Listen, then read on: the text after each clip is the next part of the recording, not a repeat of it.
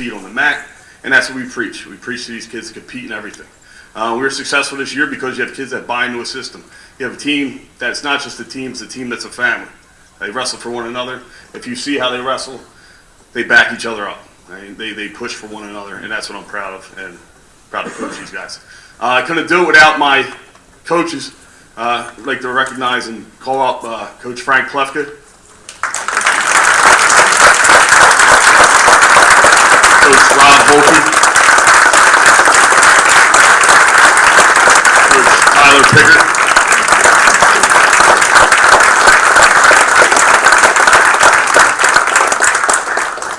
without these guys, I mean, these coaches lumping these guys up and teaching them in the room, we wouldn't be successful. So it's important to recognize everybody because it's a group effort.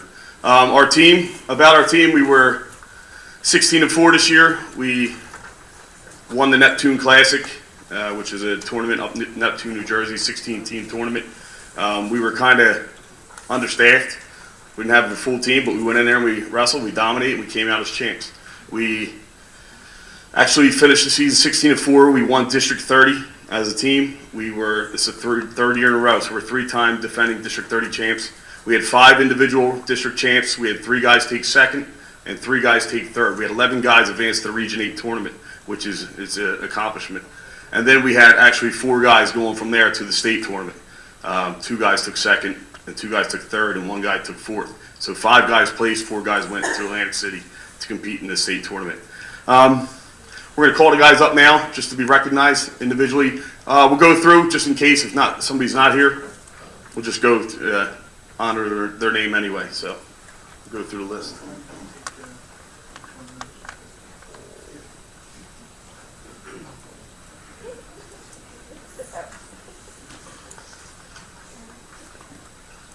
First up, Mark Gillis.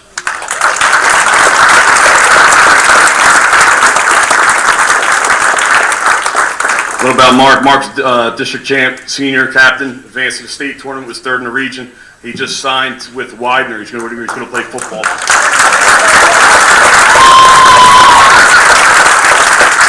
Up next, senior captain, Mikhail Jenkins. Mikhail is 28-8 this year. He's 2nd in the district. Also, he's still deciding which college. He's got a long list to choose from. So.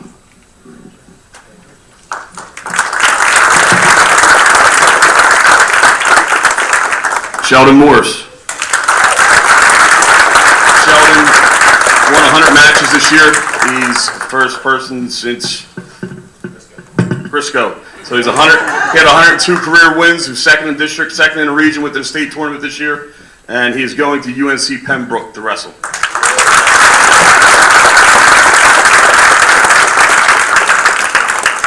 Up next, Elijah Randall.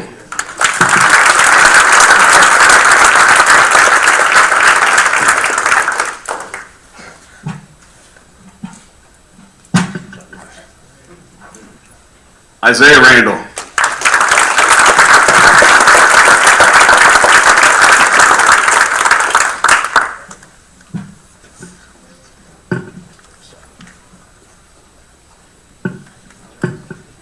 John Reese.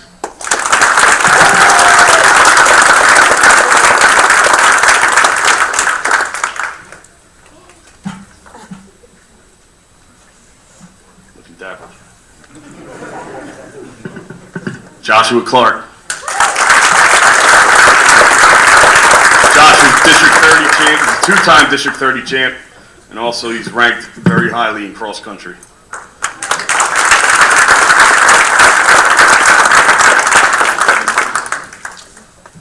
George Duddy. George was our 195-pound district champion. One more year.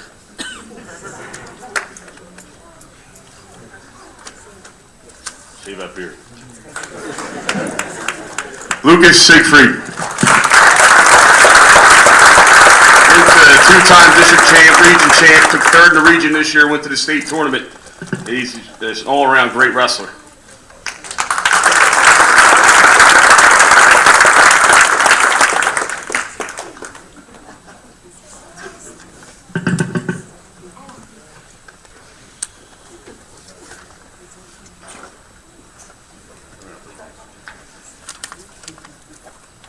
Doncil Harris.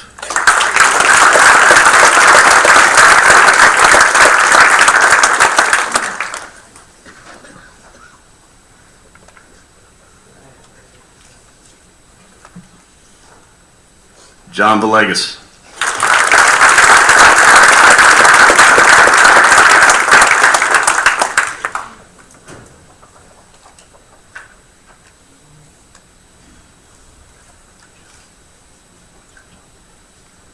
Giovanni Valenti.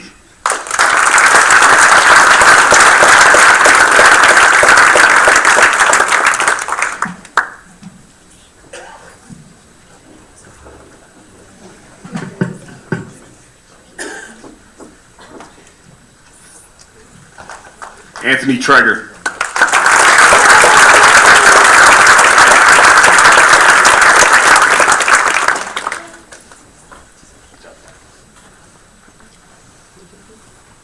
Joe Tripoli.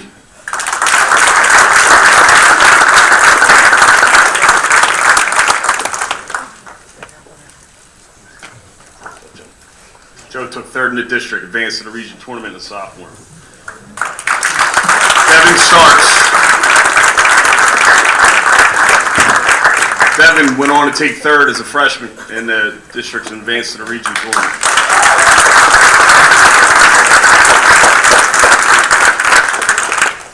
Seth Henry. Seth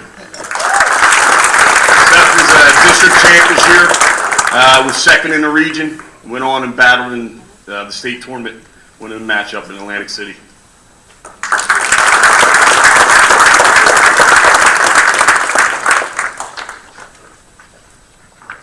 Tom Kafari.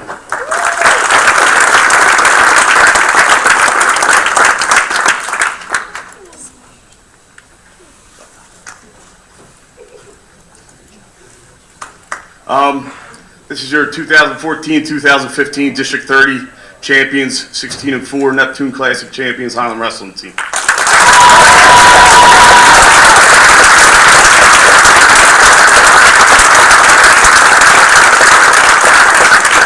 I just want to actually thank the mayor and thank the council for actually recognizing our team. It's a great accomplishment for these guys and for all the time and effort that they put into the sport. It feels good to be recognized. It's a very gratifying sport that pays off when you really do put the time and effort in. So thank you again.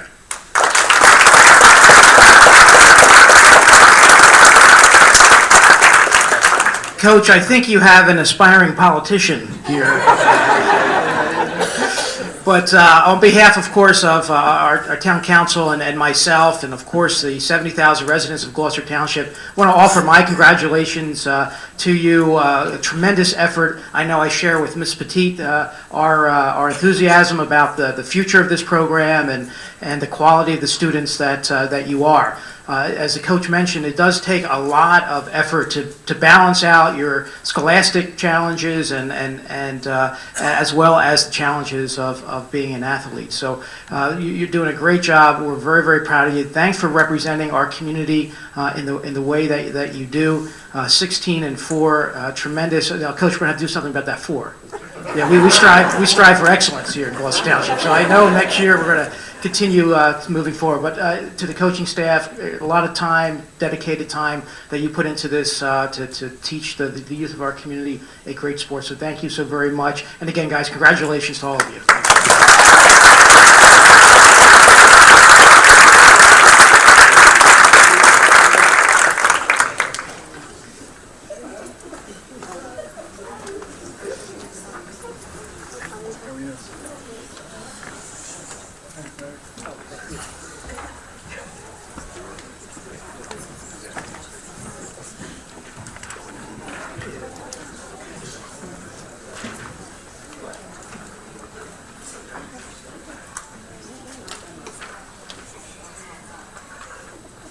So the next big event here at the council meeting is our annual Gloucester Township Day Scholarship, in which we will be picking out the winners. And Dick, you want to take it from there? Thank you, Mr. Bianchini.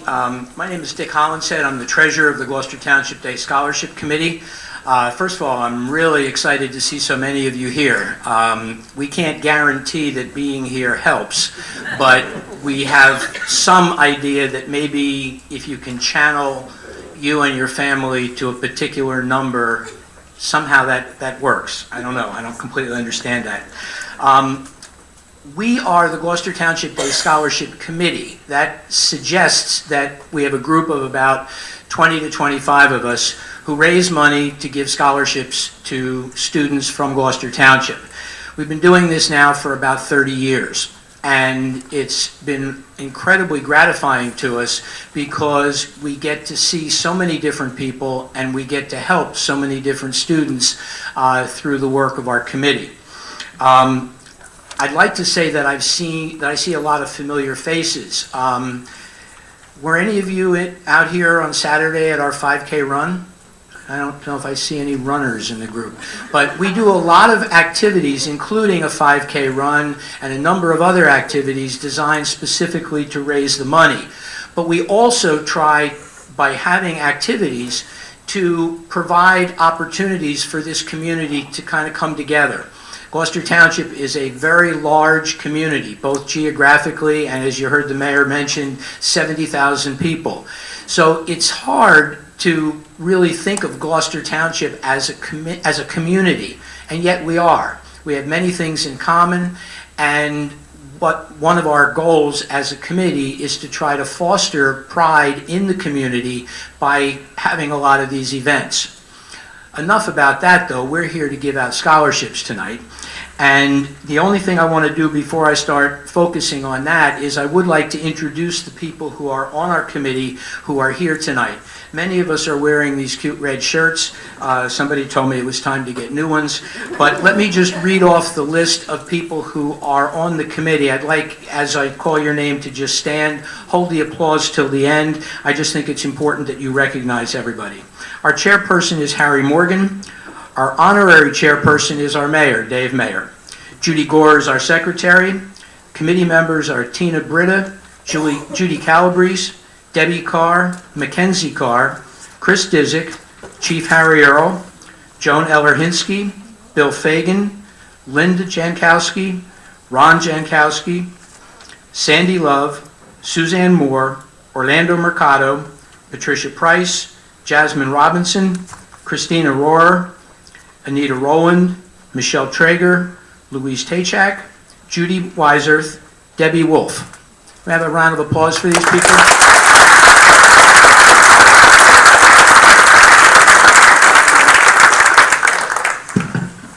Tonight we're going to give out 45 $1,000 scholarships. And in order to be here tonight and have a ping pong ball with your number on it, you had to meet certain criteria. Those criteria are that you have to be a resident of Gloucester Township now and for at least the last 3 years. Ultimately, you have to be accepted at an accredited college or university. We have a minimum 1,200 cut score on the SAT or a composite of 17 on the ACT. And you have to be in the top 50% of your graduating class or have a 2.5 GPA. As you listen to those criteria, you can get an idea of why there are so many people here tonight. We are a committee that serves the entire township, and although 25 years ago we were giving out scholarships solely based on SAT scores, we felt it was more important to become more inclusive and include as many students as possible, because many students who can't score at the top of the SATs or be in the top 5% of their graduating class are still going to go on to college and do very good things, and we want to support everybody. Having said that, this year there are 425 students who met the criteria. Hopefully by this time you've picked up one of these yellow sheets. For those of you who are my age, I apologize for the size of the print. But with 425, unless we were going to go to the big paper or multiple pages, we have to try to squeeze it on. This is an 8-point font for those of you who are into that kind of stuff. So if you did not get one of these yellow sheets, there's a pile of them in the back. You need this because this is the number you want to be channeling for yourself so that you can hopefully win the scholarship. Once we draw 45 ping pong balls, we will also draw 10 more. Those 10 we consider to be alternates. We do that because occasionally somebody who thought that he or she was going to college decides at the last minute not to, even though they want a scholarship. We don't want to take up any more of the council's time to come back for another drawing, so we draw 10 alternates in order, 1 to 10. So if, let's say, 2 people who get scholarships don't end up going, then alternates 1 and 2 get those scholarships. Regardless, if you are an alternate, you're going to get at least $100 because we give all the alternates $100 unless, of course, they get the $1,000. You don't get $1,100, you get either $1,000 or $100. So what we've done is on this piece of paper, we've arranged the names alphabetically. Now, I did okay when I read off the names of the committee members, but these are people I know.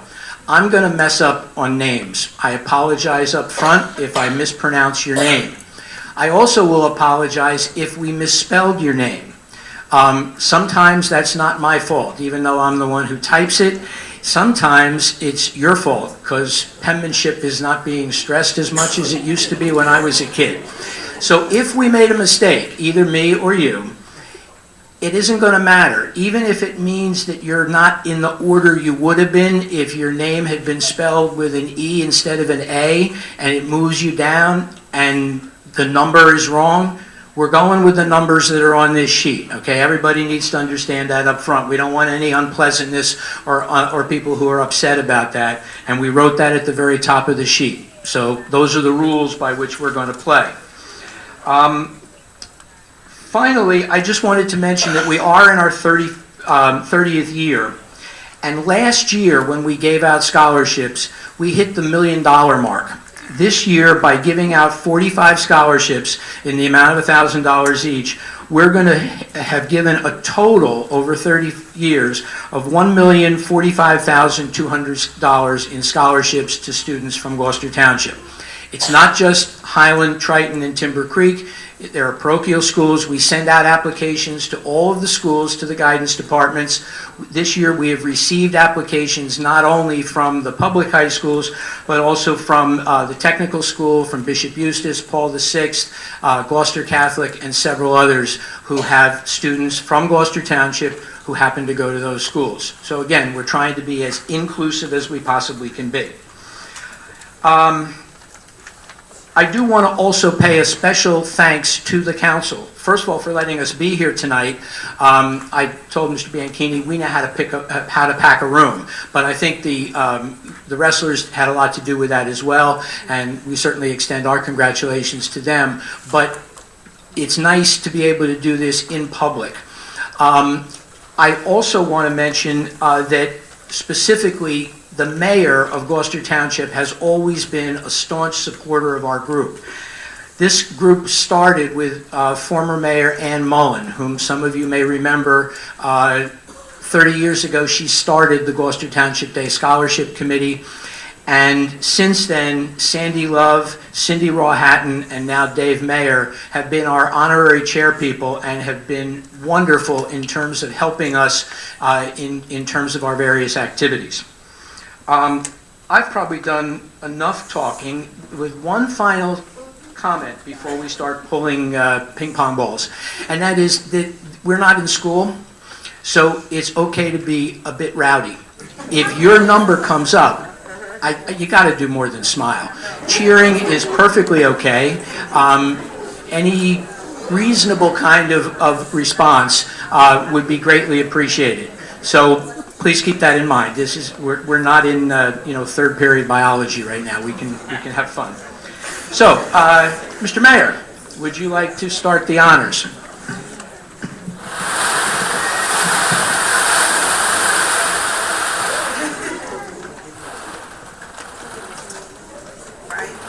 All right, here we go.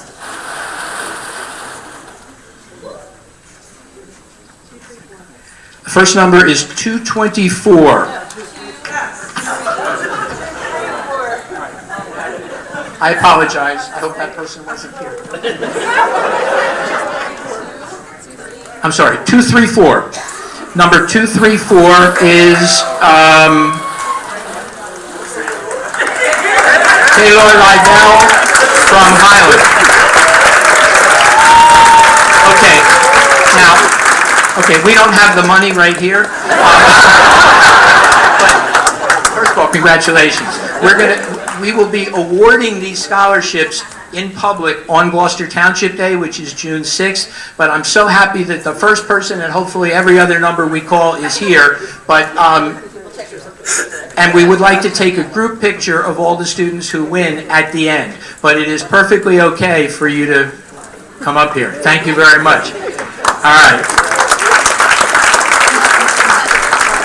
The next number is 370. 370. That's Kyra Smiley from Timber Creek. Is Kyra here? No. The next number is 100. That's Michael DiTullio from Timber Creek. Number 368.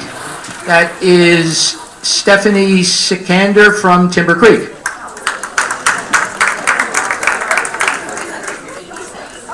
The next number is 386. Yes, we're going to mix them up. Elena Swinton from Highland. Is she here? Or are we just cheering Highland? Okay, that's all right. The next number is 216. Justin Kerno from Timber Creek.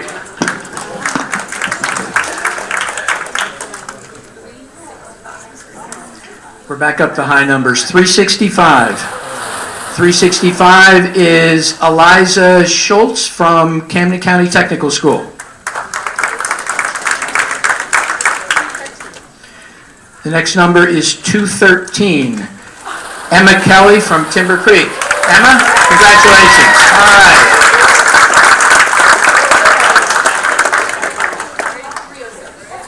The next number is 306. Preet Patel from Highland.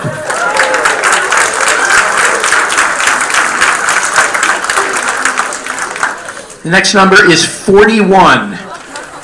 That's Jenna Brown from Timber Creek.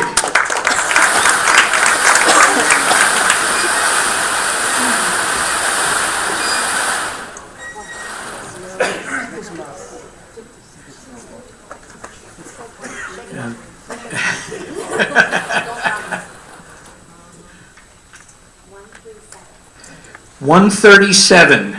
That's Emily Fonte from Highland.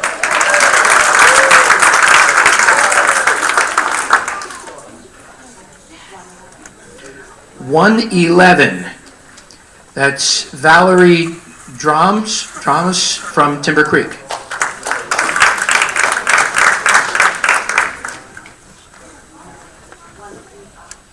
Number 135 is Colin Flynn from Timber Creek.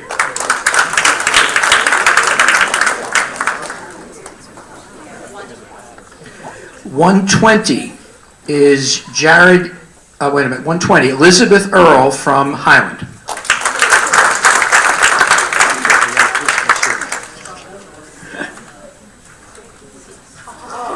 The number 58 is John Carson from Timber Creek.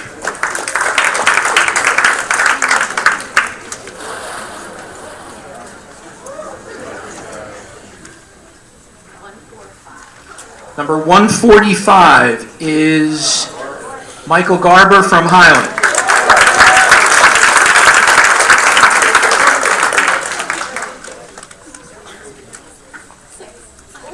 The number 6 is Victoria Adeliki from Timber Creek. She here? She's here. Okay, congratulations. Lucky 13. 13 is Talon Allen from Timber Creek.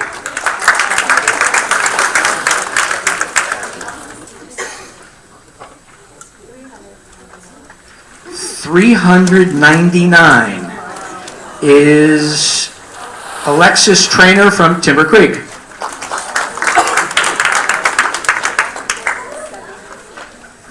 178 is Rachel Hempel from Highland.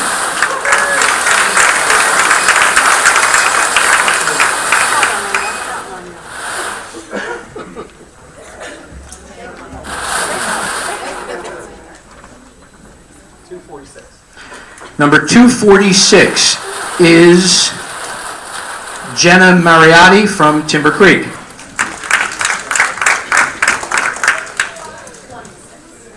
Number 26 is Erica Benetson from Highland. Number 337 is Faith Rivera from Timber Creek. 22. Number 22 is Christopher Bartolino from Timber Creek. 413. Number 413, Mary Vidalone from Triton.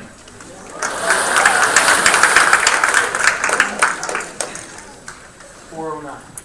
409 is Nicole Varela from Timber Creek.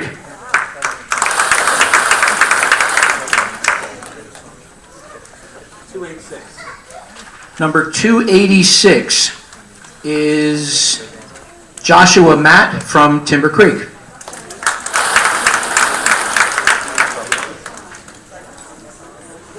9. Number 9 is Samantha Albinson from Timber Creek. 66. 66 is Brielle Colbert from Highland. Congratulations.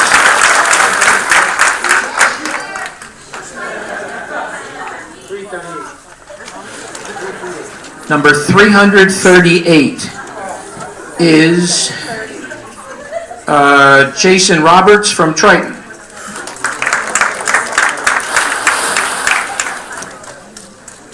29. Number 29 is Jill Blevins from Timber Creek.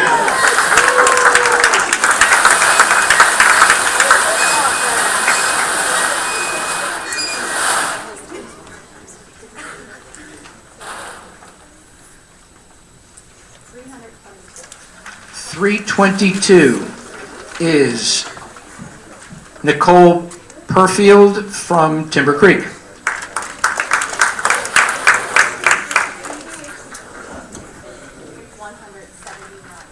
179 is Bridget Henderson from Timber Creek.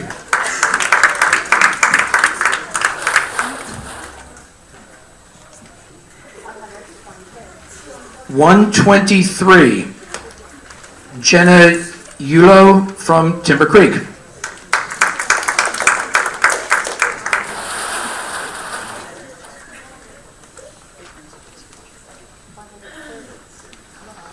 130, Paul Farrell from Triton.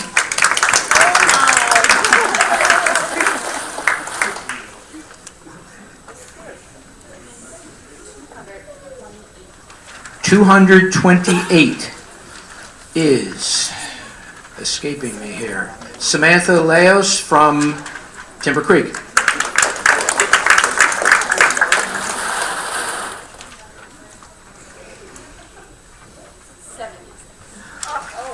76, Alexander Creniti from Triton.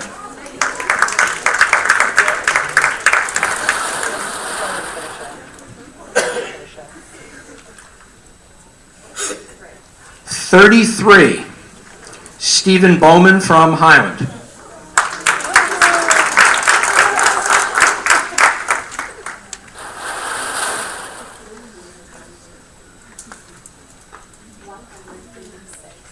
186, Kelsey Hohenberger from Highland. 150.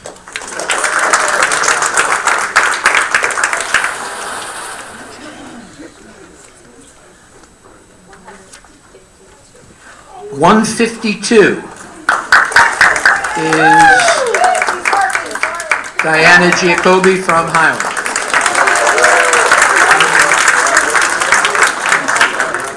Okay, we're down to the last 5 of the $1,000 scholarships. I know you'd like us to keep going all night, but sorry.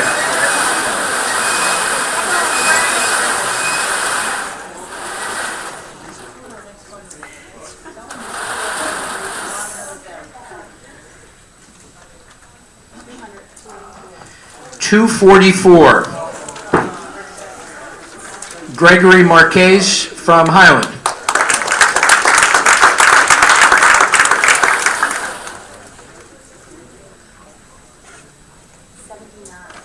$79. Sabina Crown from Highland.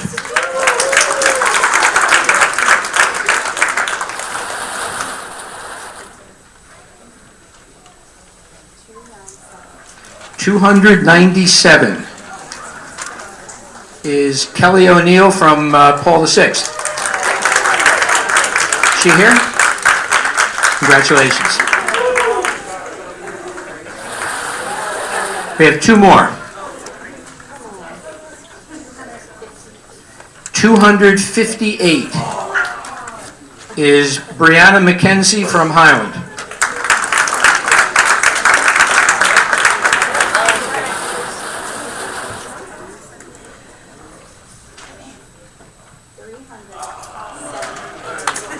$378. The big numbers seem to be doing well tonight.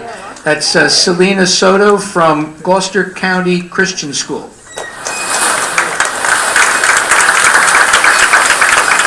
Okay, now we're going to pull 10 more, and these will be recorded in order. And as I said at the beginning, in the event that someone does not go to college who is in the first 45, the first alternate will be selected for that scholarship, but in any event, we'll send a $100 check to each of the alternates. First alternate is 405. That's Ayana Uru from Timber Creek.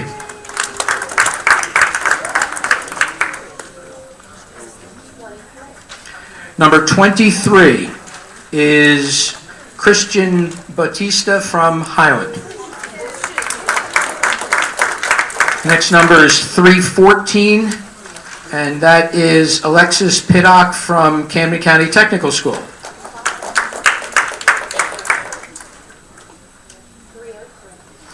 Number 303 is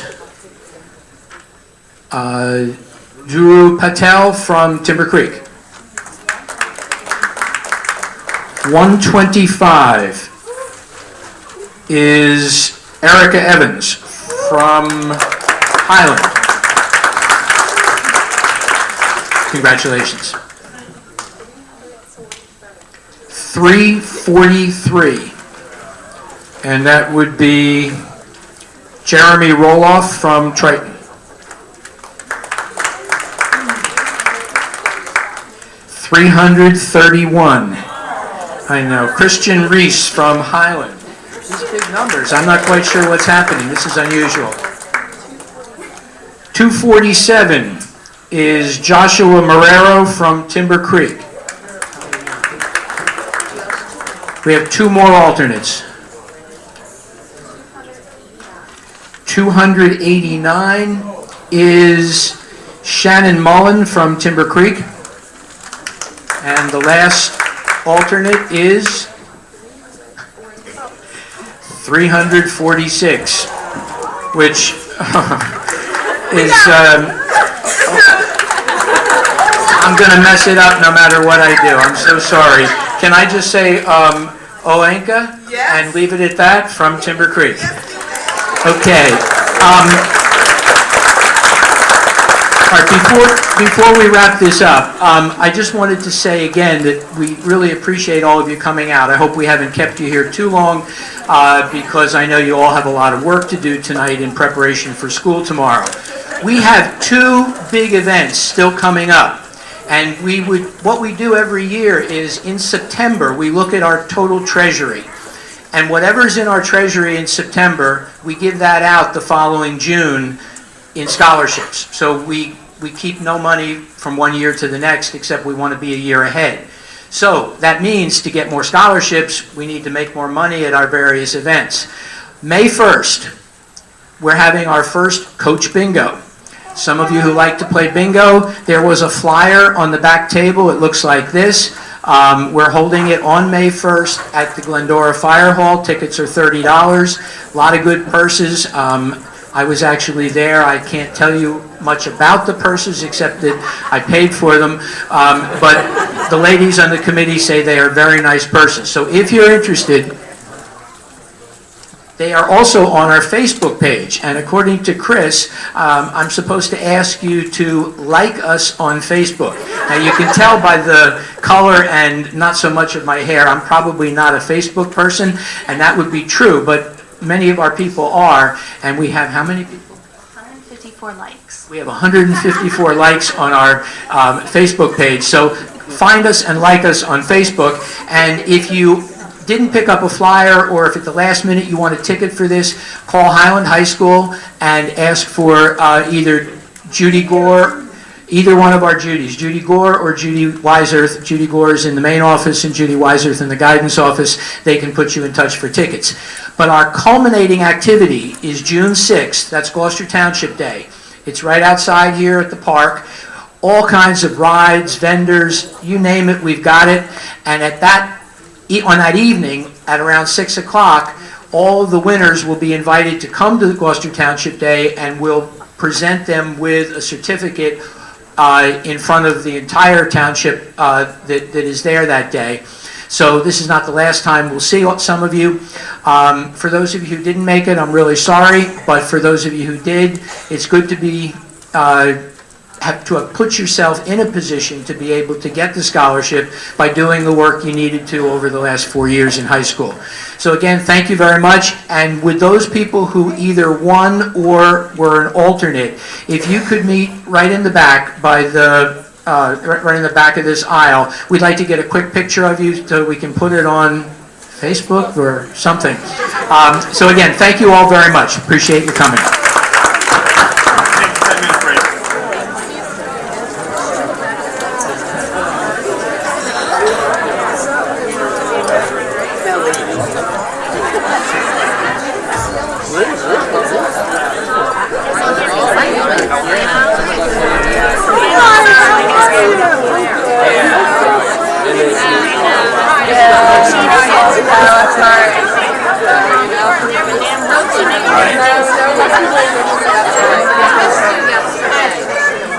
Sorry you didn't win.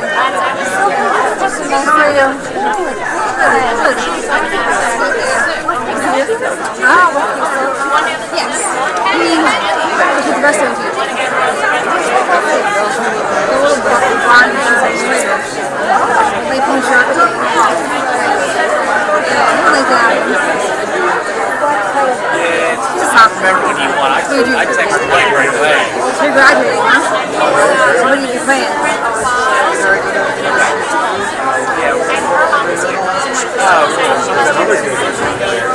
It's nice to know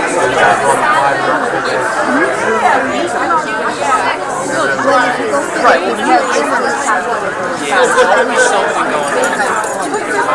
Those are good. He's a good kid. Never he does. Well, I know my name. Okay.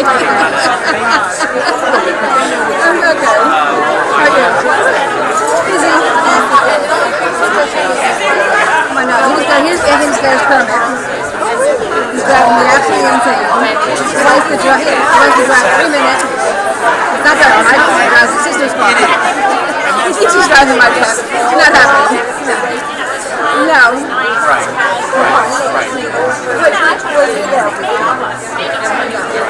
I drove with him the other night, my daughter's car. I was in there drinking the whole time. He makes really sharp turns, you know, like he doesn't know how, like, he's doing it too tight or something, so everybody can just go. He kind of wants to, like, turn the whole car, so, you know, so let's do it. I'll get there. Right, he only had 6 hours behind the wheel, that's it. So, he has to practice.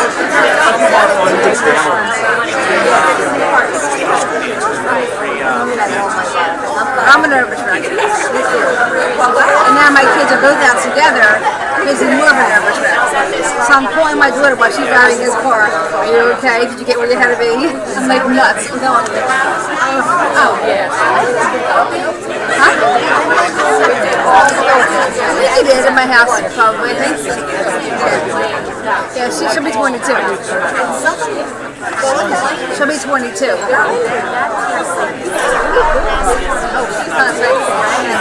She's got accepted into Rowan. She was going to Gloucester County. Criminal justice, yeah. Now her final payment thing. She's got accepted letter last week. Rowan, yeah. She's going to do her bachelor's there. Almost 3 years of Gloucester County. Now she's transferring to Rowan, which is the same. Now it's kind of like Gloucester County of Rowan, they call it. But you have to go to get your bachelor's at Rowan. You can't do it in Gloucester County.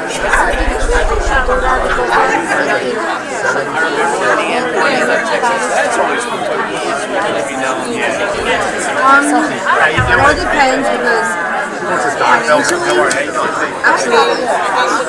But I know if he wants to be away, because my daughter went away for the first year, 1 year. She wanted the experience of being away at college. She was home every weekend. And now she's got $10,000 in debt. But and she's got the same education at Gloucester County.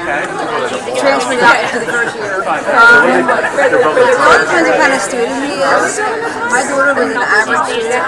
She got B's and C's. She could have got that at Gloucester County. If she wanted to go away, let her go away. It would cost us, personally, probably, it was $37,000 a year. She went to a Catholic school up in Acton. It was,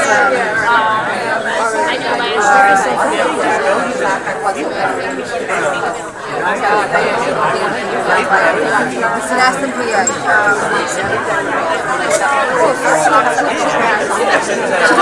No, she stayed there. She stayed there for a year. She was driving home every weekend to see us because there was no college right there. She was there for a year. She got the college experience. Partied too much. I mean, I don't know. Yeah, she's been to Gloucester County 2 years. Now she's graduating with her associates in May.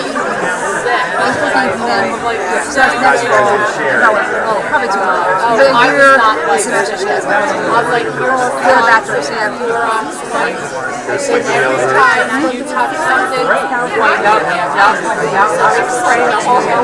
didn't get any scholarship. I even gave her $8,000 grants, scholarship for the school. She's like unsubsidized, that's about it. She's going to owe after 4 years of college. This is $10,000.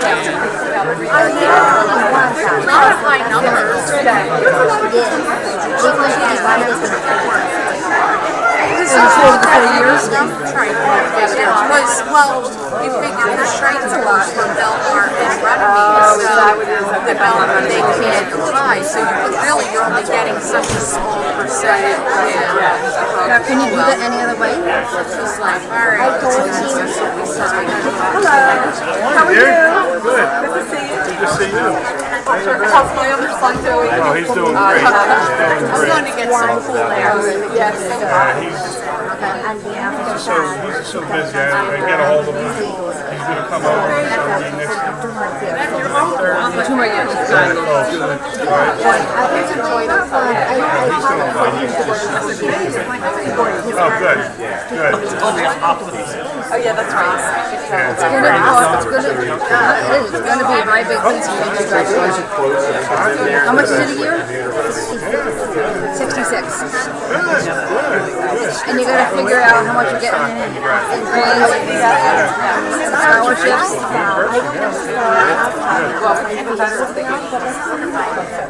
You applied?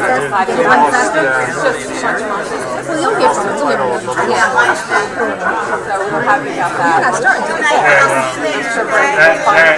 That you can do, they can do later. They send him to the colleges, and they'll get you all other acceptance, and then they'll tell you how much you're qualified for the FAFSA. So he starts co-op. And if you put all your, how many colors on your application, they'll all get got drama with it, kind of square. We got some that year. She even got a little bit of Gloucester County. And this one semester she got a little bit. The last semester we got nothing. So he's on there like 5 years. But Gloucester County wasn't that much. It was like books, 3,000. So it's like so much better than. Oh yeah. Gloucester County is in the school. Yeah. Like near Delsey Drive. Yeah. Yeah. My wife is. Yeah. Like you're right after there's out of Deptford area. It's close. It's like 20 minutes to get there. So he comes to well, that's good to go to Camden County. Probably get hard money. My daughter didn't want to do that because she finds she was going to high school. The same kid she's going to college. Yeah. She wanted to be different. She wanted to be from that College of New Jersey. She wanted, yeah. So. And then the other one went to Delaware, Michigan, and went to Jefferson. Yeah, Delaware, University of Delaware, that was Brandon's number one pick. I don't know, and maybe he can get more because Versus more money she's a good student. She was a kind of an average student. Yeah, it's a fun party, But it's a lot of money. It's also a lot of money for parties. now we do it this way, I would recommend me personally doing the community college for 2 years and doing the last She's 2. an ICU But nurse. he's specializing in something Finishing up her master's. that's pretty Her intense. twin sister is a My son and nurse is Anthony. getting married. Yeah. She's in criminal justice. Yeah. How much she could do anywhere. You know. I mean, he's good. It's pilot legislature, do I do? And aviation. Oh my. But they told him, no, he did military or something like that. Wasn't they pay for that?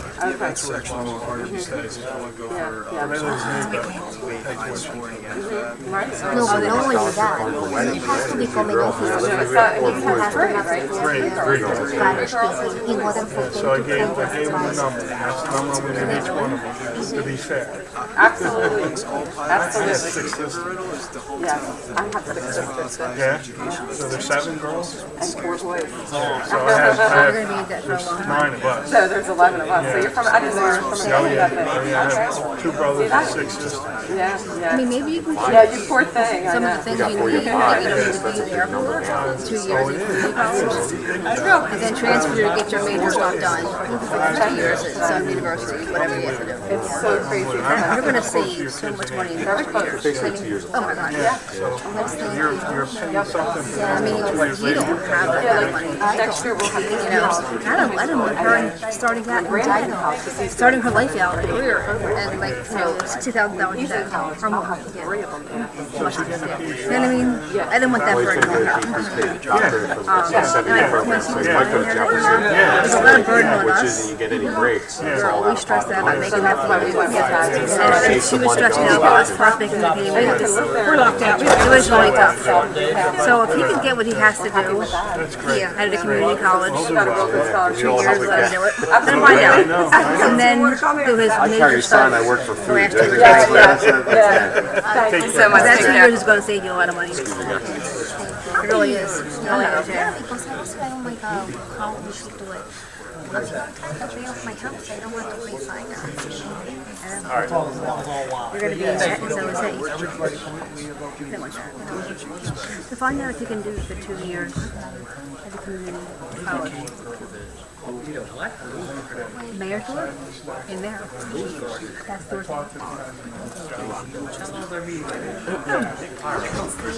Oh, good luck with everything. You got a great kid, so he'll be fine. Yeah, he's sweet. Congratulations again. We're in trouble.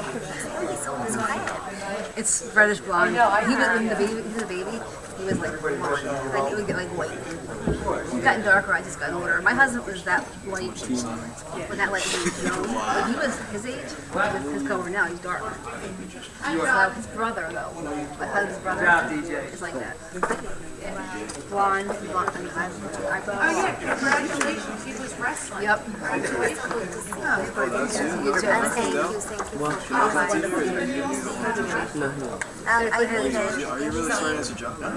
Let me know. He's always respectful by now. I must say, he really is.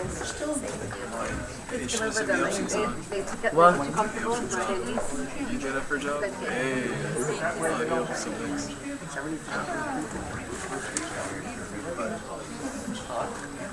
What's that percentage? You got a calculation. What's that percentage? What's 4 out of 7? Hey guys, how you doing? What's Frank? He's right there. Not very much. That's the 1%. That's the 10%.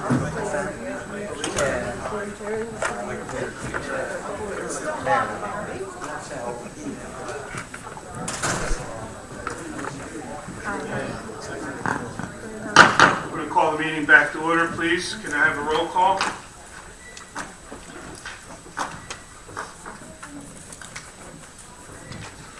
Mr. Hutchison? Present. Mr. Schmidt? Present. Mr. Seiler? Here. Mr. Prado? Here. Mr. Mercado? Present. Mr. Bean? Present.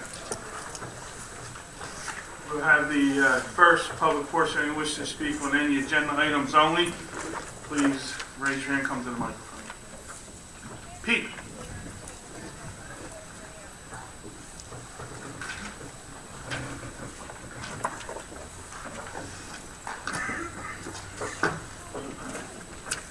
Good evening, Pete Heinbaum, Morningstar Court. Good evening, Pete. My only questions on the agenda are related to the bill list. Okay. A couple questions related to that. The big one is a $49,710 to American Traffic Solutions, marked as red light camera. I thought it was stated that a payment in January that covered the last quarter of 2014. I'm Last going month. to assume that was a late bill. There was a payment in October that was, you didn't pay. There So was a that's payment made in October. There was finishing a up the payment in billings. October that was never paid, so they came and told us that we owed it, and we did check it, and we did owe it. Okay. Thank you. Almost forgot I have my CFO. Another bill, there was 5,603 paid to Bowman, and the is a capitalized expenditure under the category of repaved streets, repavement of various streets. It's capitalized. Petty Capital, Chris, do you remember that? 5603 to Bowman. It was a Under capital. capitalized payment. That would have been probably for the bond anticipation notes that we went out for. Yeah. And they do you can charge 20% of section 20 costs, which are costs related to the bonds. So it's our band. Bowman, besides an auditor, are also, they do some bond, they're a bond contractor. They are. Yeah, along with legal. Another one of our contractors, media consultant Steve Acita, we paid $19,200 to. It was payment for 4 months worth of service at $4,800 per month. There's a contract on that. That was awarded in January. And that's a set fixed amount, $4,800 a month? Yes, it is. No matter, I mean, he does a set amount of work every month? I mean, That was the proposal that we accepted, yes. also, there was a manual check on the list of manual checks for $135,200 to Mall Chevrolet. Just wondered what that was for. That was for the 4 Chevy Volts that just came in. So we have those in Public Works right now. We're getting those decaled, and we should have them in operation, I would say, within the next 2 weeks. That'll be for construction code and code enforcement. So are those not capitalized, those vehicles? No. We have a lease purchase agreement on that. I believe it's a 4-year lease. At the end of the lease, we get it for $1. We have to pay for them first. We did a resolution a couple of weeks ago. It's called a resolution of reimbursement, which enables us to take the proceeds from the lease and reimburse ourselves. So we pay for it and then we get the money back. Okay. All right, that's it then, thanks. Thank you, Pete. Anyone else? Seeing no other hands, we'll close the first public portion. Proclamation.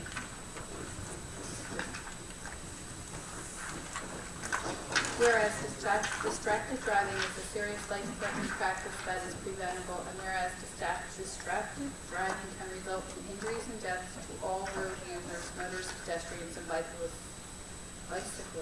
And whereas distracted driving occurs when drivers divert their attention away from the task of driving to focus on another activity instead. And whereas whereas the National Highway Traffic Safety Administration estimates that at any given moment during daylight hours, 660,000 drivers are using handheld cell phones while driving.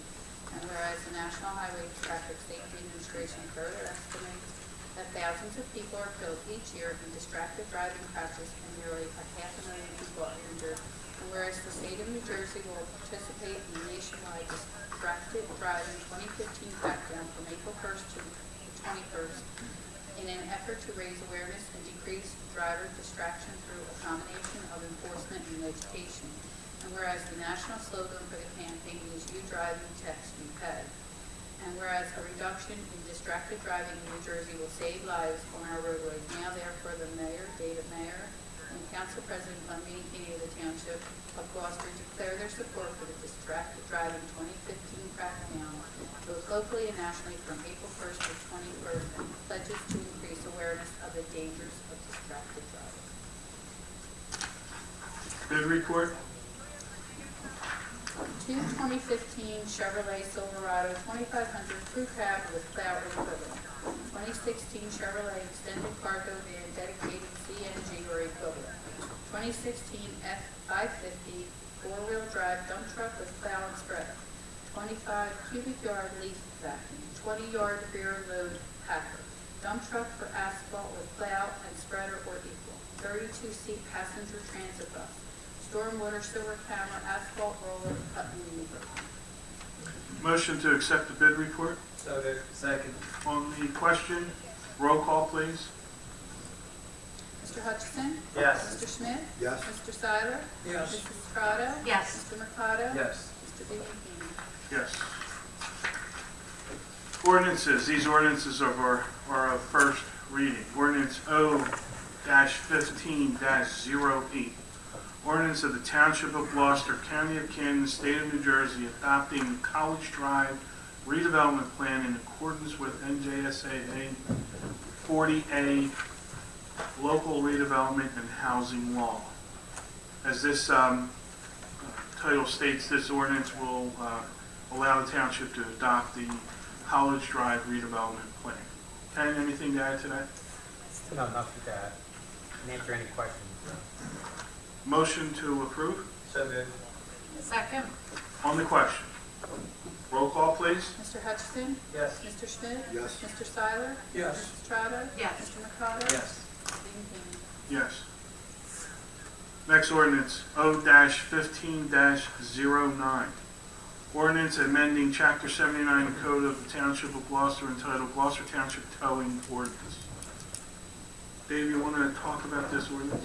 This ordinance compiles a list of authorized towers that will be on the towing list that's administered through the Department of Police. They are the towers that meet the qualifications from their application and the stringent tests and background checks that go through the police department to be qualified as a township tower on call by the Department of Police for motor vehicle accidents, vehicles that are being towed or involved in crimes and things of that nature. It's a total revision of the ordinance. The main thing is that the ordinance now addresses the center point of the township out at a 5-mile radius. Any tower that wishes to apply, that has to be within that 5-mile radius. It has to be able to respond to calls by the police department or officer on the scene within 20 minutes. The total revision also includes the administered fees and requirements of the screening of lots and decals for the township. And it kind of was a major overhaul of the town total ordinance. Thank you, Dave. Motion to adopt. So moved. Second. On the question, roll call, please. Mr. Hutchison? Yes. Mr. Schmidt? Yes. Mr. Seiler? Yes. Mrs. Estrada? Yes. Mr. Mercado? Yes. Mr. Bianchini? Yes. We now have a resolution of consent agenda. I want to make note for council that we are going to pull 120, 121, and 122 off of the agenda because they are duplicated. I believe they're up at 114, 115, and 116. So the consent agenda will be minus 120, 121, 122.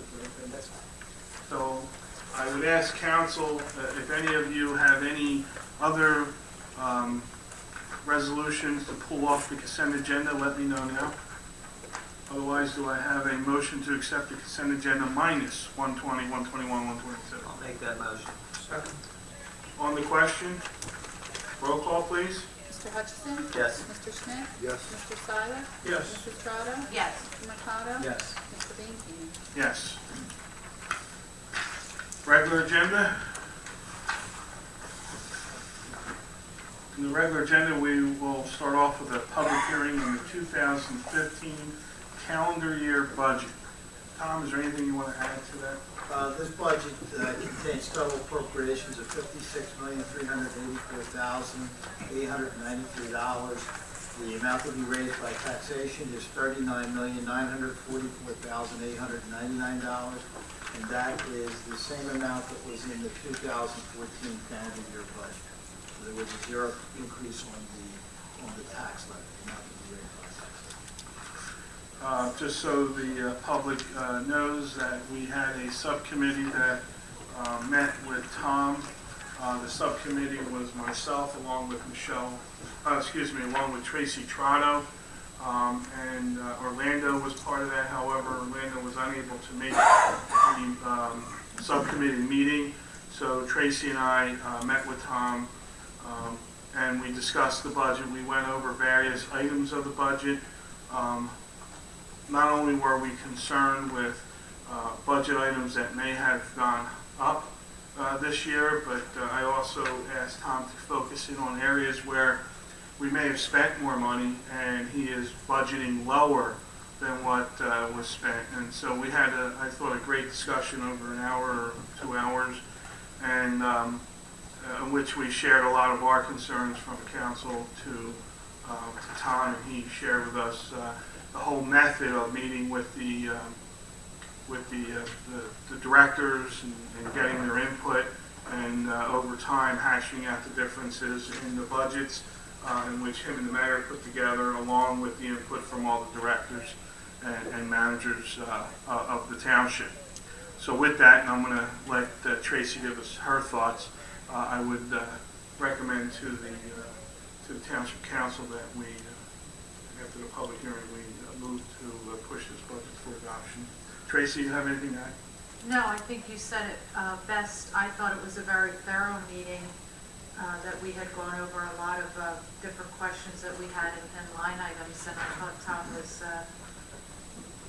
great in answering our questions and addressing any issues that we had. Great. Any questions from council before we have the public hearing? If any of you have additional questions, Tom and the CFO will be more than happy to answer them. Seeing none, then we should open to the public a public hearing. So we now open it to the public, if there's any questions from the public on the budget. Seeing no hands, we close the public hearing. Motion to adopt the 2015 calendar year budget. We do have permission from the state. The CFO was contacted. The budget is approved for adoption tonight. Do you have anything to add? No. I don't want to bring you out here and not give you an opportunity to add something. Go ahead. 135, resolution of the Township Council of the Township of Gloucester, County of Camden, State of New Jersey, adopting the 2015 calendar year budget. As stated, this resolution will allow the township to adopt the 2015 calendar year budget. Motion to approve. Second. On the question, roll call, please. Mr. Hutchison? Yes. Mr. Schmidt? Yes. Mr. Seiler? Yes. Mrs. Estrada? Yes. Mr. Mercado? Yes. Mr. Beankin? Yes. We have no GTE Gov access questions, so I will now open it. We don't have a roll call. I now open it to the public. Second public portion. Anyone wishing to speak on any item, please come. Ray?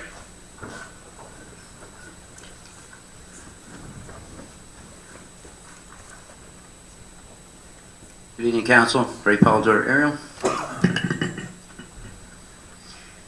First question is on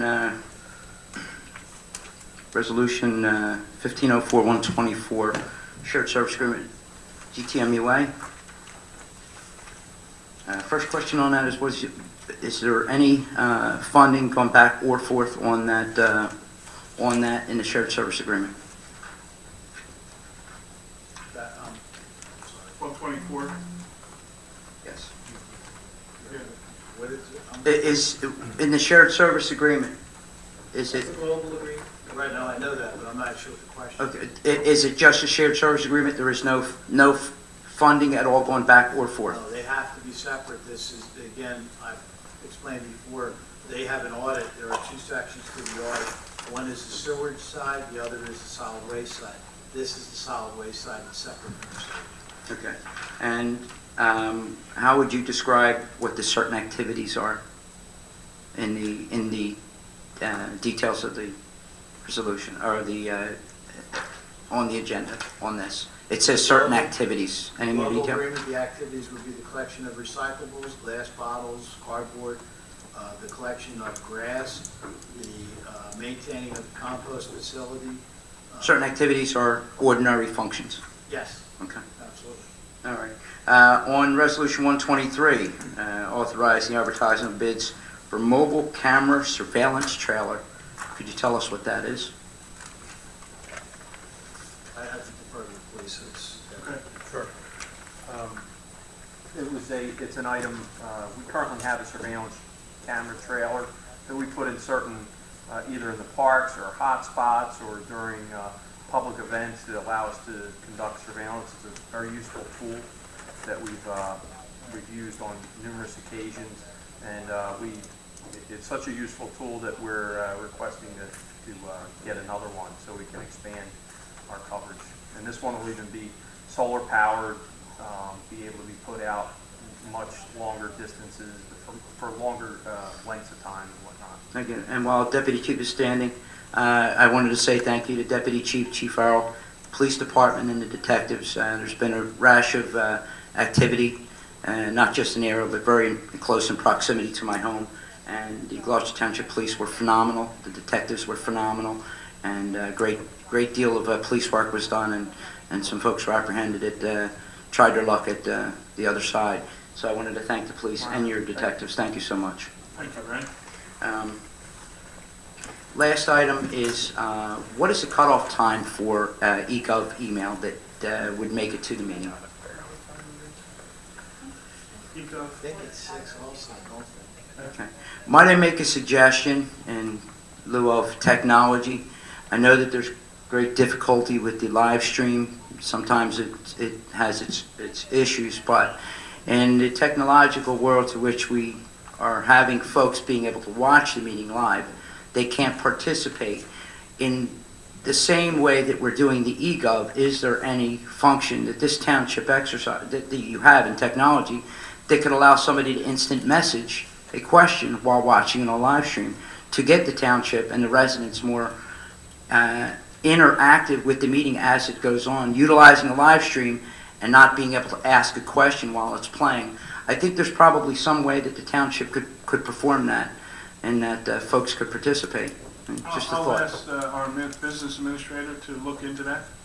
And Tom, if you can come back to us with an answer, I appreciate it. See how it works, might be good. Thank you. Right? Anyone else? Yes.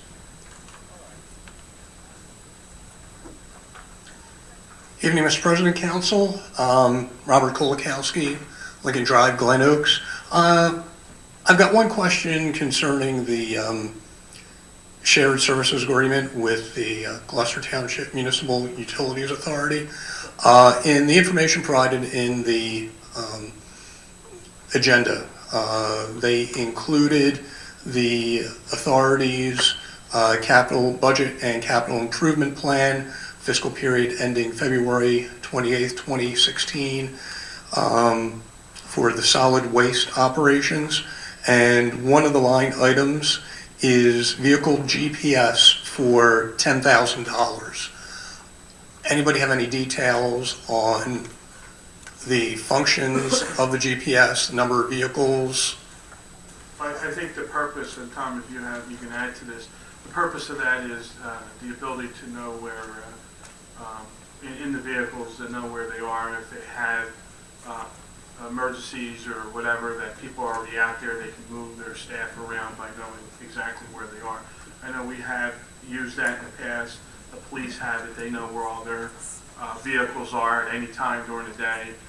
So I think that's the main function of that, is to make sure everybody knows where the vehicles are, and when they need them in emergency, be able to redeploy them. Do we know how many vehicles they're talking I about? don't know off the top of my head. You? I don't know if they had GPS capabilities. We have capabilities. We didn't have it for a while, but we're back and we have all of our vehicles hooked up to GPS. What you see here is basically a wish list, a request of us to fund various items through our capital budget, because in the global agreement, it states that we're responsible for all costs, including capital items. So I would have to consult with Mr. Carr and find out where they are, in particular with GPS, whether they've had it or whether it's something they're looking to get, whether that's something that could interface with our system. I don't know at this point. Right. I would just like to know what the capabilities are. I understand knowing where the trucks are, but you should know that by the residents who are calling up saying that their trash wasn't picked up or their recycling weren't picked up. If you're talking about emergencies, trucks breaking down, I'm sure all the employees on that truck probably, or at least one, has a cell phone. I'm just not understanding. Well, I can only explain how ours works, and the deputy chief, I'm sure, can chime in, but ours gives a historical perspective on where that vehicle was. It tells the speed of that vehicle. It tells whether that vehicle came to a complete stop. It creates what's called breadcrumbs, which will show that vehicle from when it goes out, say, for example, 7 a.m., all the way through the end of the day when it comes back at 5 o'clock. It can be helpful for a complaint that we receive. It can help us with general liability insurance. If there's a claim that the vehicle was speeding, in the event of an accident. So we rely on it not only for looking where our vehicles are, particularly with snow events or leave, to see whether we're on schedule, but also in the event that we want to historically look back because we're dealing with a complaint. Okay, thank you. And just to add on to what Mr. Carter said, we use it as a great management tool. We always know where it gives accountability to and I'm familiar with both Public Works and the police side. And also, I know that in the Public Works sector in the past, if someone's missed a pickup or someone didn't put a can out, they dispatch the closest vehicle, and I believe that was how we used the system. We still use it the same way. So I would anticipate they tend to do it the same way. But speed tracking, knowing where they are, knowing what development they've gone through or where they haven't hit yet, that's some of the management tools that it's potential for. It's actually pretty amazing what it shows. Thank you. Thank you. Anyone else? Yes, Pete.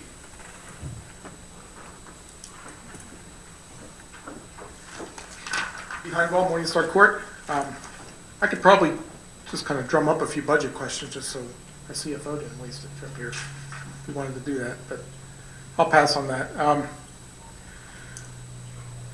course, I want to follow up on the GTMUA discussion that took place at the workshop meeting last week. A few positive things. I wanted to thank Mr. Carlemere for the work he did on the investigation. You could tell it was some time-consuming work that he went through to come up with the presentation he did at the meeting. And I want to thank council for the serious discussion that took place afterwards. It was, you dove into a few topics and discussed them, and I appreciate that. And also I was pleased that to hear from the description that Mr. Zangi did have some capabilities in his engagement and did accomplish some of the objectives and things like that, so it wasn't, it was better than what I was suspecting at the time. But I do have some follow-up comments and questions. I don't think I heard anything specific as any kind of follow-up action or corrective action or further investigation or anything like that. Was there anything that was decided? Well, at the meeting, Pete, I asked the solicitor if he could put together, a few points that need, suggestions or recommendations of his findings that we could pass along to the MUA. And so I know he's working on that. Okay. And that'll be presented to the MUA solicitor or to the executive Correct. director? Correct. To the We'll go to the solicitor Okay. to present to their board. Okay. There was one specific topic that I didn't hear addressed specifically, and that was on the 60-hour billing, 60-hour week billings from Mr. Zangi, specifically the one or two that encompassed a holiday week. So it was a 4-day work week, yet he billed 60 hours and was very little detail on the bill, not enough, not an adequate level of detail specified on the bill as there should be from a contractor. Was there any specific to those couple bills? Is there any follow-up action to those? I noted that was one of the comments I would be making back to them as far as tracking more detailed on the hourly bill rate and services performed.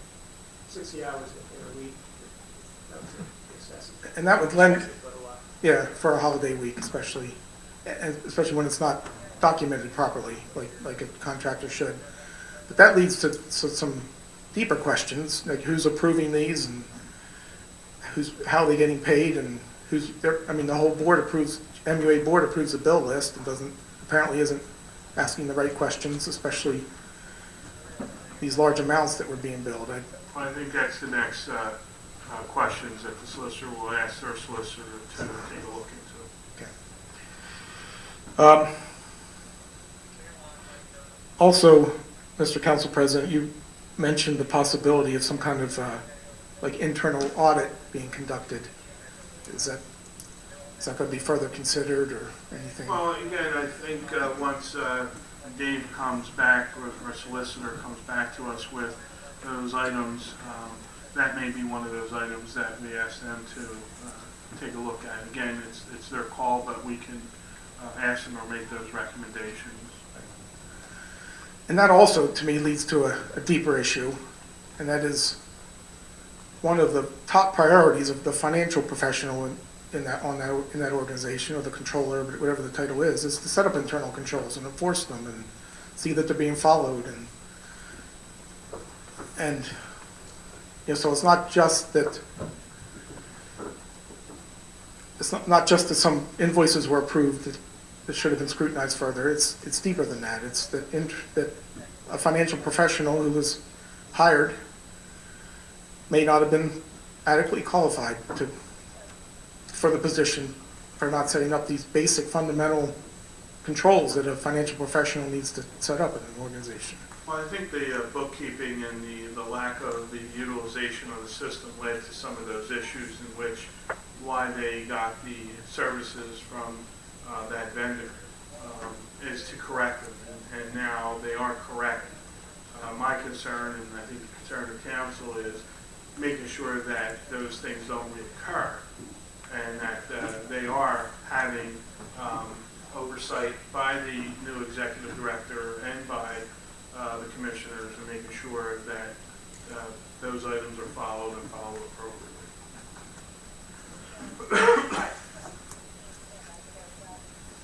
I still think it goes, you're right, all we can do is go forward from here. What happened, and we need to tighten it up going forward.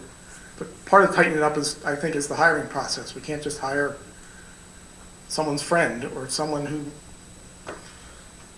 chairperson to PAC or something like that. We need to hire qualified people, not just. Well, I think Pete, folks that were originally doing the work at the MUA was doing the manual system. We gave them a tool that might have been a little bit higher than what they were able to handle. Whether that was a lack of training, education, what have you. I don't think it was because someone was hired or a friend was hired or a PAC person was hired.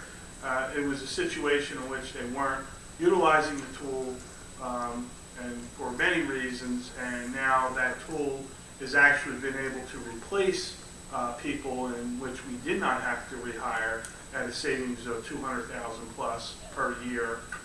So I think lesson learned. They are moving forward, making sure the tools used properly. Everybody has been trained appropriately. I think the solicitor did a good job in finding those emails that showed that the chairman was making sure that the prior executive director was getting people to the training because there was a lack of that.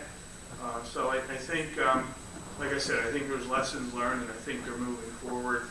I don't think it has anything to do. Those folks were good with the manual system. They just could not take it from the manual to the computerized system, and that's what they fell down on. So that's I get that, but that's a different topic from internal controls. No matter what the tool is, the financial professional, the controller needs to set up internal controls to make sure invoices are approved properly and things like that. I'm not, when I make my comment about lack of internal controls and a controller who can set those controls and enforce them, I'm not talking about a system then. I'm talking about... I think they're looking at people and the proper people, they don't, they're set up, they're viewing all that to see, is there a different type of expert that they need to bring in there, whether they hire them or they contract them out.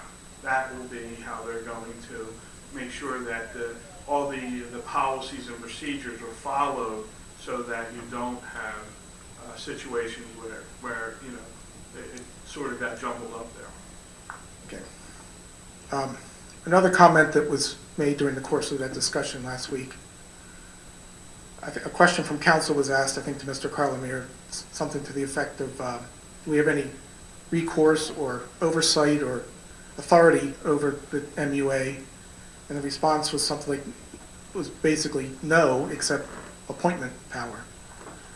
Is that true? There's no better oversight? I mean, if we see bad controls and bad processes and... Well, once the MUA is an independent authority. Once council makes the appointment of the commissioners, they set their rates, they function on their own. We have no ability to step in and control how they operate the MUA, other than through the appointments. If there is some action or something that the council feels that they want to look into, the governing body does have investigatory powers, depending on the issues, to set that up. We can look into, as we did with this particular incident, but as far as managing them and directing them, that's their function. We cannot dictate to them. They do their audits, they follow the procurement statutes, and the same requirements that the municipal council of the government does.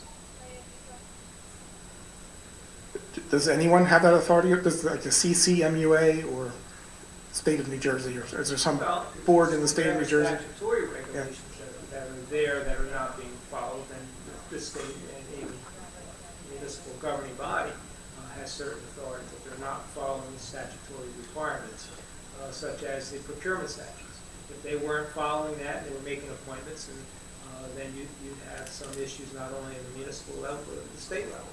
As far as the day-to-day operation, they have auditors that do their audit reports and check their financial statements, and they have to comply with all state regulations on the sanitary sewer side as well as the compost side. They have to meet all those statutory requirements through legislation. And they go under the requirements, correct me if I'm wrong, Tom, on the local finance board for any financial. They do. They're just like we are. They're under the DCA Division of Local Finance, Local Government Services. They oversee their budget and would answer any questions if there were questions. It sounds like there's not enough. There's an agency like the authority like this doesn't have enough eyeballs on it to keep them, to ensure they're online. I mean, I'm just going to come out and say it. I brought this forward, this issue with Zangi, and another resident brought the overtime issue forward to council. So it's either up to the residents to dig in and find this stuff, and that's difficult. It's hidden. It's buried, and you have to open the right thing. And if that doesn't happen, there's no one really with the right set of eyes to find if there's some inappropriate processes and payments and things like that. It sounds like there's, I mean, I'm glad we have the eyes on it now. It sounds like we do. But Well, their up until audit now, there reports are wasn't. made public, Pete. They come to us as well, and they are public, so the public can review any of the audit reports. They're required to do audits, and purpose of audits is to make sure that we are following, we being whatever agency that is following the appropriate rules and regulations set forth by the state. So, I know you guys were looking at it, and that's fine. That's great, because really that's part of government, is the people participating in it as well. That's true. Okay, thank you. Thank you. Jim? Evening, Council. Jim Kibblestis, Ariel. Jim. Just got a question. We've had some road work being done on Garwood Road. And it started at one end, Melissa Drive, and now it's Chrissy and beyond. The road has been closed back and forth, and I have a 50-50 chance of which one to go out, and of course I pick the wrong one all the time. I was just wondering, how much longer do we have? Is there an estimate of the completion date for Garwood Road? I didn't know that? Yeah, I don't have that off the top of my head. The only post being completed for curbing work wouldn't be the most expensive time. The actual milling and paving should be relatively quick. I think in about 2-3 weeks will be out of there, so maybe over. Boy, I'm not very lucky then. Right tomorrow. Try. I don't know. Okay, so I'll pass it around to the development. We've got about 2 to 3 more weeks to. Put that in there. Might be a little earlier. I really haven't checked with the progress past last week. Okay. So I do want to congratulate, or the notices that we get of the road closures and stuff like that are fantastic, because when they said it was going to be closed for those 3 days, we got into the development. I don't think we had any problems there. So, I think we have 3 days of rain this week, which was Now we're up to 3 Okay. weeks. Okay, so we're up to 3 weeks. Okay. All right, I'll keep flipping that coin. Thank you. Don't go gambling, Jim. I know. Right? I learned my lesson a long time ago.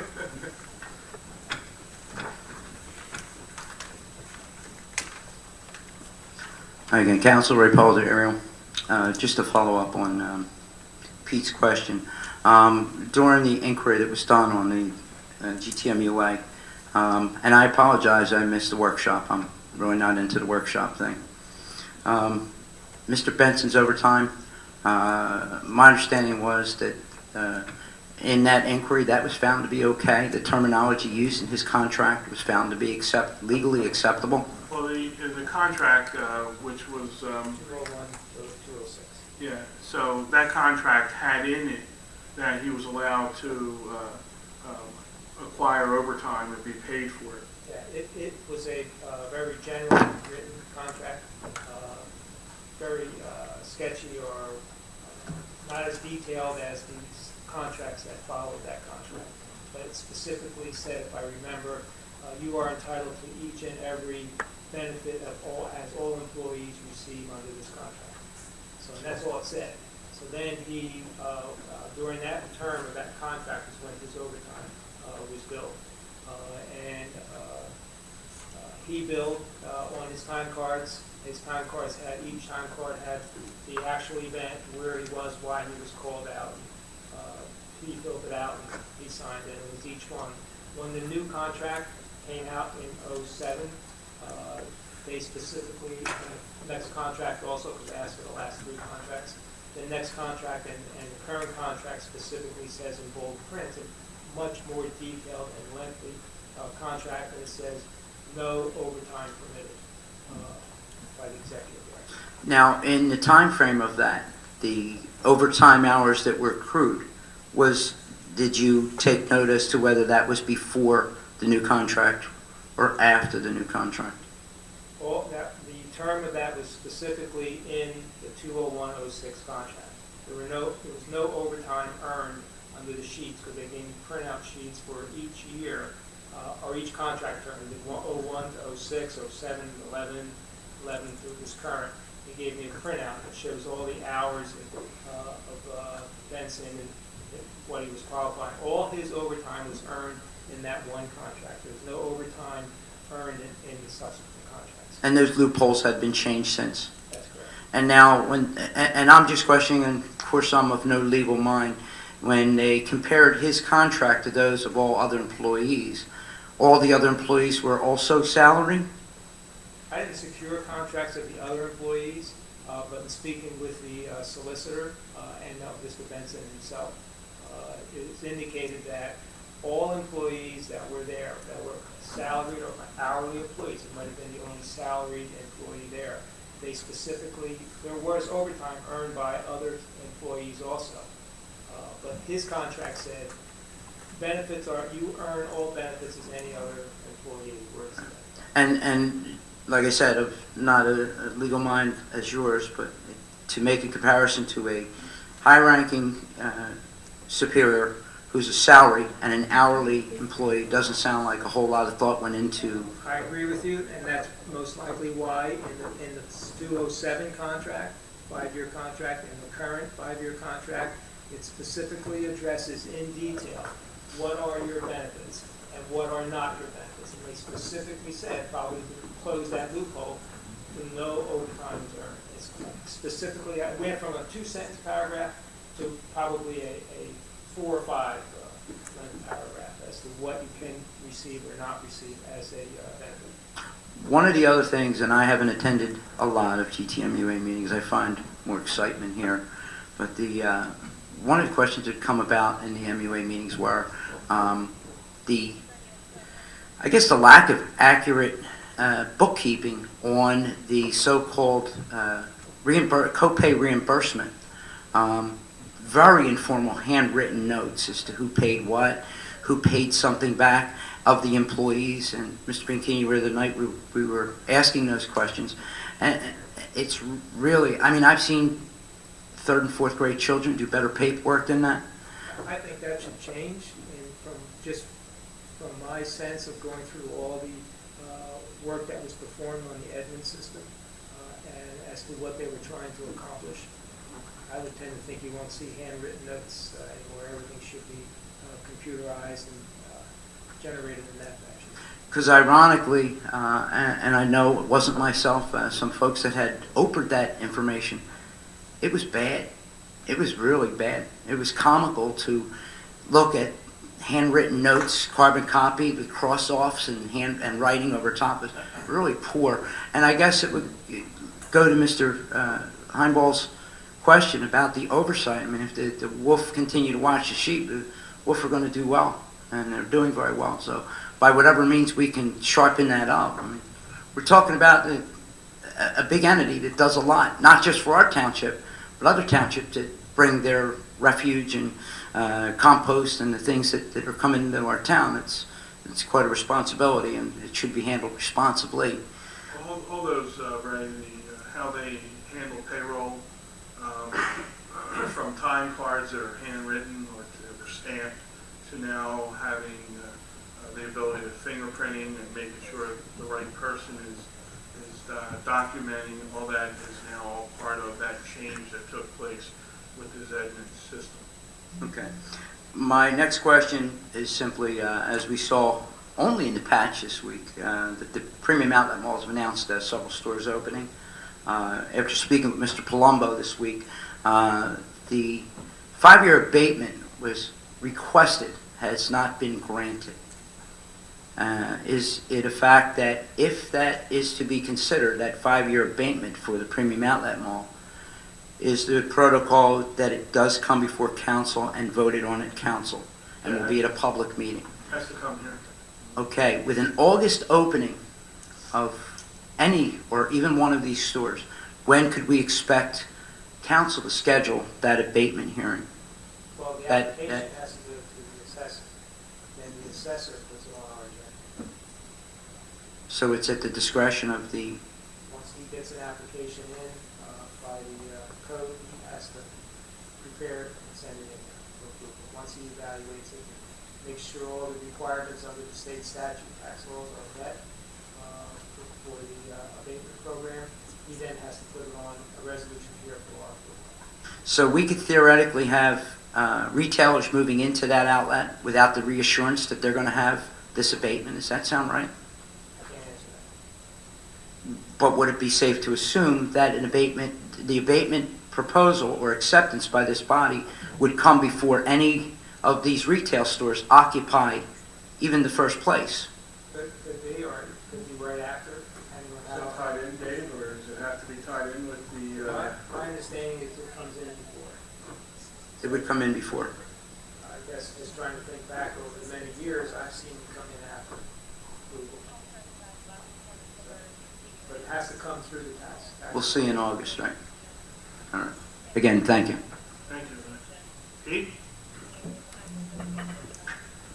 Sorry, just one quick follow-up behind on Morningstar Court to what Ray was asking about this tax abatement. Is this property, the outlet mall, outlet properly, is that in a redevelopment zone? Okay? Yeah. Yeah, I believe it. So the council vote is just procedural, you need to vote yes, from what I understand of the, I don't know about that, but there's, as Dave said, and Dave corrected me, there's certain requirements that they have to do and make sure that they meet before he brings it to us for our approval. That's correct. The township has an ordinance implementing the tax 5-year phase-in program that was initiated by legislation many years ago. But they dot their i's and cross their t's. You know, It's going to be hard for council not to approve. I think that's what Pete was. yeah, that's basically what I'm asking, yeah. So this was previously farm property, and it's prime property right off the freeway, and now with exit ramps serving it, and new roads and circles and things like that, how does that become redevelopment zone? How does that become a zone that needs to be classified as redevelopment? Ken, you want to explain that? Well, the redevelopment area classification was done years ago. Yeah, preceded. It was done when Mayor Love was the mayor. So And that's it was done prior to any interchange being constructed to the area. The classification of the meeting the statutory criteria. And then there was a redevelopment plan adopted back then. And then the redevelopment plan was amended when the interchange was constructed. And that The can't whole be, township is under tax abatement. It's not a payment in lieu of taxes. It's not a pilot. Right. It's only a tax abatement, which is throughout the whole township. once something is designated as redevelopment, it's permanent, it can be voted. Well, once they complete the project, they have the right to ask for the redevelopment to be removed from their project. No, I mean, this was classified as a redevelopment zone a long time ago. A long time ago, less 10 years. Could we have unclassified it? Could council, could our government have unclassified as redevelopment? I mean, it's not necessarily needs to be permanent, a permanent designation. Is that- Yes, I don't have any experience in doing that. And this is Have you ever farmland. seen that? Ken? I've not seen that. The redevelopment plan is good for 20 years, and we can create any length of time we want. I've never seen anyone go backwards. Usually redevelopment is, once they complete the redevelopment of the project, they can request of council a certification of completeness. Typically, we don't have it in this town, but areas of redevelopment where there is eminent domain, condemnation of property. Once the property satisfies the agreement, they can request a certification, and that removes that authority for the town for condemnation. We don't really have that in our plan. Keep in mind also, it was farm assessed. Yeah. Once they purchased and went in for their approvals, they lost the farmland assessment. That initiated a 2-year recapture. We assessed 2 years plus the current year, so it's really 3 years. And the abatement is only on the improvement, not the land. Not the land, and the land's been reassessed at this higher, it's assessed higher now. My question, I guess, is more about redevelopment, I guess is more philosophical. Redevelopment, the way I would interpret it, is an area that needs an economic boost to entice economic development. And a farmland right off the expressway with exit ramps doesn't sound like it fits that.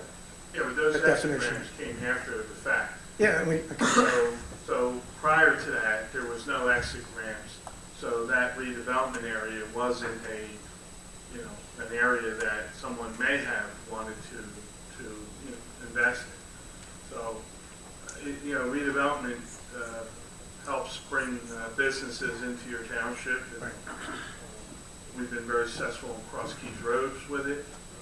So.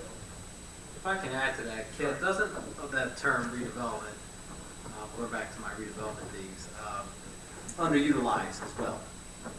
There's several criteria. Yes. And there's 6 or 7 criteria. Another criteria is smart growth planning. That is also a criteria. And Gloucester Township is in a metropolitan planning area through the statewide plan, so we qualify. The township pretty much qualifies for redevelopment. Okay, very good. It's just another planning tool at our disposal. Okay. Thank you, Pete. Anyone else? In other hands, we close the second public portion. Polling of directors and council, please. Mr. Lecter. Nothing to add, thank you. Deputy Chief Parsons. Mr. President, Council, Chief Earl is presently at a training seminar at the National Center for Missing and Exploited Children. He's helping develop a training course for chief executives. He was invited among 16 other nationally recognized law enforcement professionals, so I'm stepping in for him tonight. 2 programs we just wanted to make sure you know about, and we advertised them the past week. The first is our Yellow Dot program, which we got good coverage, and we're trying to spread the word. And that's a program where for drivers who may have pre-existing medical condition or elderly, if they get into an accident, there's a yellow dot. It has our Gloucester Township police symbol, and there's information packet in their glove box that they would be able to fill out so that first responders would be able to find out about them if they had medical issues, and then get in touch with emergency numbers and whatnot. It was passed last year, the law. We're the first ones in South Jersey to actually put the program forward. So I'd encourage in any of your contacts to pass that information along to seniors and anyone else you would think fit. It would greatly help us. The second program, which is really taking off, is our registry for persons with autism or developmental disabilities. The InfoShare records management system that you allowed us to move forward with last year gave us great capabilities, and one of those capabilities is the ability to flag or mark a location for a person with disabilities. So we have forms that we're collecting, caregivers, parents, whatnot would complete this information. We enter it into our dispatch system, and in the event that someone's missing, in the event that we run into someone that's able to communicate, gives us a lot of information. We're uploading a picture of the person. It tells us how to communicate, because several people that are nonverbal but would be able to write information down. That information will immediately get dispatched. Plus the officer, if there's a medical emergency at the address, it'll get registered, and the officers will know that they're going there. So I'd highly recommend that you pass that information along. Lieutenant Barton is in our Community Relations Bureau, has all the information. Also proud to say that the program was developed by one of our own officers who attended a training and made the recommendation to Chief Earl and the staff, and took the initiative to really do a lot of the legwork and put it forward. So it was a really great program. And please pass that along to anyone you know in your travels also. So thank you. Does that cover elderly with Alzheimer's? It certainly does. That's one of the, there's no limitations to it. Anyone, we would rather have anyone, if you think it might help, that we'd want that information. We certainly would register them. Anybody with any type of disabilities. It really, knowing personally some of the contacts that we've had and interactions, it can make all the difference. I mean, we've had a young man who had autism in the past, and we didn't know he had autism, but he's a runner. He breaks out of the house and takes off, but we were able to know how to communicate because the parent calls us. Well, now when the parent calls us, they have a whole lot less to tell us. We're going to know it. It's going to pop up on the computer screen. We're going to know lights and sirens are going to scare him. Loud noises are going to scare him. That's going to make him run further, faster, and whatnot. So we know how to help react and respond. So it's a great program. I appreciate it. It's all part of the records management and dispatch system that we turned on last year. So thank you for that. Have a good night. Thank you, Deputy Chief. Great job. Mr. Carlinier? Nothing to report. Mr. Cantwell? Nothing to report. Mr. Cardis? Nothing to report. Mr. Hutchison? Congratulations to the scholarship recipients, and thank you all for coming out tonight, and thank you for your comments. Mr. Schmidt? I'd like to thank everyone for coming out this evening. Thank you for your comments. I'd like to commend Orlando on the race that took place this past weekend.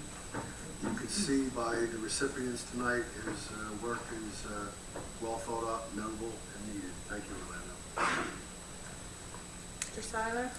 Yes, I would like to thank the Howland Wrestling Team for their accomplishments. I think they did a great job on that. And also the Scholarship Committee, they work hard each year, and they've raised an awful lot of money to help some of the families during the year. So I think that they should receive some recognition. Mrs. Strado? Two things I just wanted to touch on what Deputy Chief Harkins mentioned about the Yellow Dot program. I shared your information. I am part of the Alzheimer's Association because of my mom, and that right now the Alzheimer's Association does where the person gets a bracelet, and you would have to call in at the 800 number to be able to get the caregiver's information. And they were so impressed with this Yellow Dot program, and I'm hoping for us as my family, it's huge because it's a big relief knowing that while unfortunately my family doesn't live in this township, but we're trying to work to get it other places because it's a big relief that they can be more instantaneous in contacting the family should there need to be. So thank you for what you do. It's raising a lot of great conversations amongst other people and other towns to bring that to them. So thank you. And the other thing was someone questioned about the surveillance, the mobile thing. I believe, is that the same thing that you used at Gloucester, at our relay, the Gloucester Township relay? Yeah, definitely. That comes up in conversation all the time. All the different Relay for Life events. That Gloucester Township is always brought up for the level of police presence that we have at our relay, and that last year we had that mobile, that command surveillance. People were so impressed by that, and it gave them such a greater sense of comfort and ease knowing that was out there, especially when you have such a large group of kids that are roaming around, and it's just a great relief, sense of security to them to know that that's there. So I think it is a great investment, and thank you for sharing it with us. And thank you, everyone. Mr. Mercado? I want to congratulate Highland Wrestling on their accomplishments, the Scholarship Committee for the work that they do. Thank the individuals that supported the 5K race. We had 200 runners and walkers that day. Many thanks to the Police Department, Public Works, and Recreation Department for being part of that. We had made a net of 10,000 plus, so we added 10,000 more to the kitty for scholarships. And lastly, this past Friday, Frankie, myself, and Glenn had an opportunity to see Chief Burrell was sworn in as the president of the Camden County Chiefs Association, and to see the amount of respect that he garners from his colleagues, but also from his staff, who was there, probably about 30 deep there, as Deputy Chief. But it's wonderful to have that type of individual leading our police force, and everyone that works for him is a reflection upon his leadership. So thank you. Have a good evening, everyone. Mr. Van Teen. Yeah, I'd like to thank all the residents for attending tonight's meeting. Congratulations to Highland Wrestling. Highland is back on the map as a great wrestling high school. And again, this Black Horse Pike Regional School District does a great job in many different areas, including athletics. I'm going to ask the clerk to schedule the honoring of Timber Creek girls basketball as they won Group 3, and again, they continue to do a great job over in Timber Creek. So in the future, we'll be honoring that organization, that team. It was great, the chief, as Mr. Mercado stated, getting honored as the president of the Camden County Chiefs Association. I agree, the amount of respect, especially across the county, for not only Chief Earl, but for Gloucester Township and how we conduct our policing department and our philosophies have really gone a long way and throughout the state and probably outside the state. So congratulations to the chief, deputy chief, and the rest of the force. It was good to see that. I also had the opportunity on Saturday to go to a couple of baseball openings. Black Wequana's Little League opened, I think, for the 60th plus year. So they're still strong, doing well. And also Gloucester Township Baseball opened its season up. And I know prior to that, a couple weeks ago, Erie Little League opened their season. So it's great. The weather was great this weekend, and it was good to see these organizations open up their seasons. So with that, we'll ask for a motion to adjourn. All those in favor? Aye. All those against? Have a great night.